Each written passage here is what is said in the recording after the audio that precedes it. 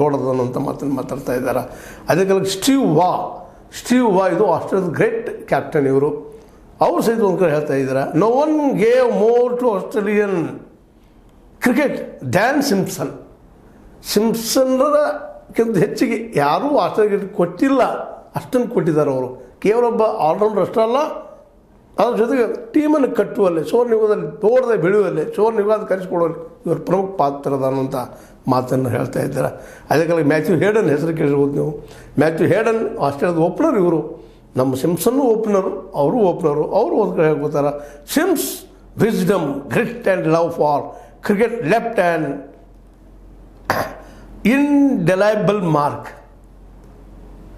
ಈ ನಮ್ಮ ಓಪನರ್ ಹೇಳ್ತಾರೆ, ಸಿಂಪ್ಸನ್ ಇದ್ದಂಥವ್ರು ಅವರ ಆಟ, ಅವ್ರ ನೋಟ ಗಟ್ಟಿಮುಟ್ಟಾಗಿ ನಿಲ್ಲುವಂಥದ್ದು, ದೃಷ್ಟಿಕೋನ, ಜ್ಞಾನ ಅದ್ಭುತ ಇತ್ತು ಅನ್ನೋಂಥ ಮಾತನ್ನು.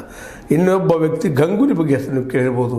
ಈಸ್ ಎ ಜೆಂಟಲ್ಮ್ಯಾನ್ ಅಂತ ಹೇಳ್ತಾರೆ ಗಂಗೂಲಿ ಅವರು ಜಗಳಂಟ ಆಟಗಾರ ನಮ್ಮ ಭಾರತದ್ದು. ಅವ್ರು ಸಹಿತ ಸಿಂಪ್ಸನ್ನನ್ನು ಹೋಗಲಿ ಏನು ಸೇರಿದಿಲ್ಲ. ಯಾಕಂದ್ರೆ ಈ ಬಾಬ್ ಸಿಂಪ್ಸನ್ ಇಂಡಿಯಾದಕ್ಕೂ ಸಹಿತ ಕೋಚ್ ಮಾಡಿದಂಥ, ಗಂಗೂಲಿ ಕಾಲದಲ್ಲೇ ಇವರಿಗೆ ನಮ್ಮ ಇಂಡಿಯನ್ ಟೀಮಿಗೂ ಕೋಚ್ ಮಾಡಿದಂಥ 1990ರಲ್ಲೇ. ಈ ಎಲ್ಲ ದೃಷ್ಟಿ ಇಟ್ಕೊಂಡು ಇವತ್ತು ಸಿಂಪ್ಸನ್ ನಮಗೆಲ್ಲರಿಗೂ ಒಬ್ಬ ಏನಪ್ಪ ಅಂದರೆ ಕ್ರಿಕೆಟ್ನಲ್ಲಿ ಒಬ್ಬ ವಿಶಿಷ್ಟವಾದ ವ್ಯಕ್ತಿಯಾಗಿ ಕಂಡುಕೊಳಿಸ್ತಾರೆ. ಜೊತೆಗೆ ಒಬ್ಬ ಹೋರಾಟಗಾರ, ಹೋರಾಟ ಮಾಡೋದು ಹೇಗಿರಬೇಕು ಅನ್ನೋದನ್ನು ಆಸ್ಟ್ರೇಲಿಯಾದ ಕ್ರಿಕೆಟ್ ನೋಡಿದಾಗ ನಮಗೆ ಗೊತ್ತಾಗ್ತದೆ. ಅದರಲ್ಲೂ ಮುಖ್ಯವಾಗಿ ಈ ಸ್ಟೀವ್ ವಾ ಆಗಿರ್ಬೋದು, ಅದರ ಬಂದ ಅನೇಕ ಕ್ಯಾಪ್ಟನ್ಗಳಾಗಿರ್ಬೋದು, ಅವರ ಆಟ, ಅವರ ಕೊಡುಗೆ, ಅದರಲ್ಲಿ ಇವ್ರ ಪಾತ್ರ ಭಾಳ ದೊಡ್ಡದು. ಕೋಚ್ ಆಗಿ ಸಾಕಷ್ಟು ಆಸ್ಟ್ರೇಲಿಯನ್ ಟೀಮನ್ನು ಬೆಳೆಸಿ ಇಡೀ ಜಗತ್ತಿನಲ್ಲಿ ಒಂದು ಪವರ್ಫುಲ್ ಶಕ್ತಿ ಆಸ್ಟ್ರೇಲಿಯಾ.